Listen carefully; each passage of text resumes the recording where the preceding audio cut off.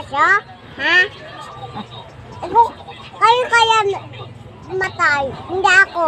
May kailan lang ako sa buhay. Anong gagawin mo pag mag-isa ka na lang sa buhay? Makakalakal na lang ako sa ilog. Pag wala kang nakalakal, tatalong ka na lang sa ilog. Eh, paano pag wala kang nakalakal? Ano kakainin mo? Tapos nalangoy ako doon. Tapos, ang baangkit ko doon. Tapos, sisabit ako. Aangkit ako doon. Hindi, ang tinatanong ko, paano kung, Bawa. wala kang nakalakal? Halimbawa, wala kang nakalakal, anong kakainin mo? Ang hihingi doon sa basura. Hingi doon sa basura. Ang alukal. Bibigyan ako yun. Magic yun. Nang alin? Sino magbibigay sa'yo? Magic nga yun. Yung yung basura ko.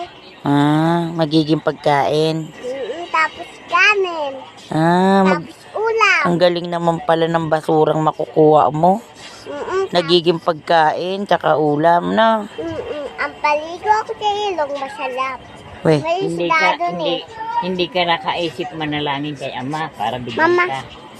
Sabi ko, Ama, salamat po.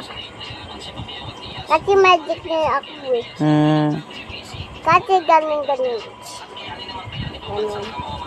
Kaya, di, may pinggan, tapos, kutsara, tapos yato. Tapos, kutsara, madami, no? kaya pag wala ka ng mga magulang, ano na lang gagawin mo? Maliligo na lang ako. Dadala lang ko doon yung babata. Doon sa madlayo, sa ilog. Ano gagawin ko? Malay ko sa'yo. Sabi mo, mga ngalakal na lang. Hindi.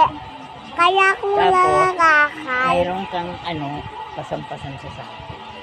Punta din sa Munta ako sa ilog, tapos sumalun ako doon. Ha? mga ngalakal. Ano sa akin? Aso? Tae?